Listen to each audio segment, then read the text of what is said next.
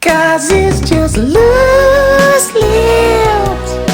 I chat better than I sing, so go ahead and enjoy.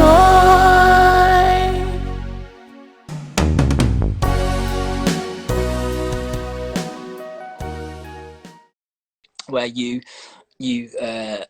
think, all right, let me change this up. You got a Glastonbury, it just inspires you. You know, you usually come back from a festival and you're like knackered and you just want a week off. But Glastonbury's like, you just want to get up the next day when you come back and start writing and shit. And I'm totally like that. It's like a breath of fresh air in it. Burning Man's another one, but I went to Burning Man and I didn't respect it at all. Do you know what I mean? I do respect it now. When I go back, I want to do things right. You know, people went, you know, you go to Burning Man, you go, did you find yourself? I was like, mate, I didn't even find my fucking bike half the time. Do you know what I mean? Like, you know what I mean? You either lose it because you're wazzocked, or you lose it because the fucking art cars are moving, but you don't realise the art cars are moving, do you? So you go looking for your bike, and then Brett's tied his bike up to yours. You can't find Brett, so you're having to walk back in the sand with two pissing bikes. Sorry for swearing, by the way, if anyone's listening. So good, get involved. But switching it back to Glasgow before we go fully into Burning Man then, would you like to cover off the different ways that you've reviewed Glastonbury? Because you have a slightly different experience to everybody else. So I pitch it to a magazine or a paper. Some say yes, some say no. I have been rejected before. It's not an easy process. You know, there's always a certain amount of press tickets. So I've done a straight review, a stand-up review before it's been in print and online. And then I've done ways where I just wanted to change it up. So I've been like, worked behind a bar, worked backstage, worked on a stall, and just get different experiences from people that can't actually see, can't actually see the festival. Do you know what I mean? They don't get a chance to see the festival because the people work on rotation or on a rota. So they can't always get to see the festival. They get to see it for 3-4 hours a day, sometimes not at the right times. You can miss all the headline bands. And I was just like, you know, that'd be torture, wouldn't it, really? You know, all these people having fun around you. So I just wanted to get that experience as well, mate. Do you know what I mean? It's not always about the bands. People that have never been going, wow, all these bands are on. But there's so much more to it, isn't there? Do you know what I mean? You can't even get around it all. You know what I mean? And when I like coming back though, and people have a different experience. Even when you go back to your tent and go, "What did you do?" and you're like, "Man, it's the best times like we have." Well, let's talk about it for the next 6 hours and not go to bed. Yeah, like, exactly. And then hear some music trickling away, and then try. And then that's it. The music starts at 11 o'clock. It's like, fuck, I've not been to bed yet. So you go, right, come on then, let's just go on it. Like, but that's the beauty of it. You don't really feel as though you're getting tired. So. But also, when you are doing those like different roles, I remember that year, and you actually worked the shift. It's not like you're just dipping in. Didn't you work a full 8-hour bar shift, and you are getting fully indulged. I worked an 8-hour bar shift. It was right in the mixer as well, so it was right in between the pyramid and other stage. So it's like on that cusp of where it's really busy. You know what I mean? Just behind the main stage, other stage, and then the stall. Hectic. It was Luke's bar.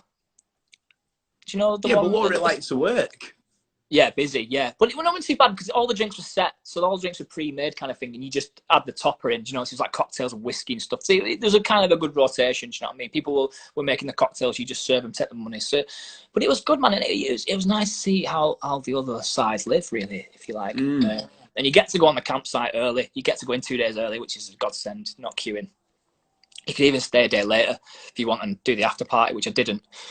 But you can stay a day later and de-rig if you like. And that's quite a good experience. I mean, going in early was weird, though, because there's literally about 300 people on site. It's like a ghost town. And it's not all fully open yet, is it? It's still all gridlocked. No, there's a few bars open, you know, to have a few drinks after you set up and stuff. So this thing's open.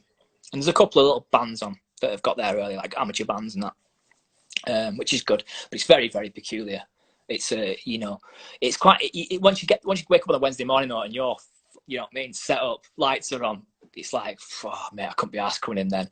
But it's I can't wait for next year. It's a shame it's not on this year, but you know what I mean. You got to do what you got to do. You know, I was really looking forward to this year. I thought they'd really upped it on the lineup. I was looking forward to the lineup actually. I thought it was really well worked out.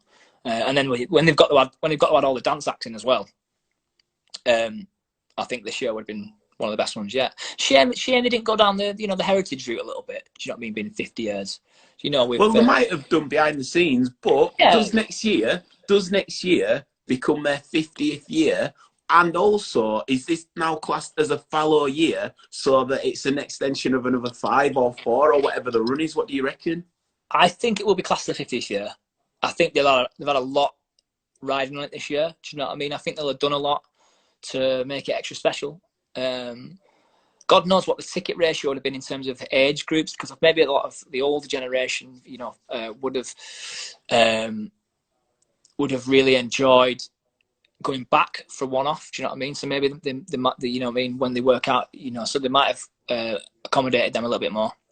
But I think it will be the 50th year, and I think, like I said, I think it probably will be used as a year to just, you know what I mean, mellow the grass out a little bit and do what they need to do. But even right down to people designing the bins and stuff, they redesign the bins every year, so it's just so well worked out, isn't it? And it's a shame for those It's a mad operation. because they'll well started it, wouldn't they? They'll have started, you know, getting everything together probably January, really, I reckon. So yeah, it's a shame really, right up to the Bookers. But yeah, they'll be fine. It's the smaller festivals that I feel for. 'Cause it's just loose lips.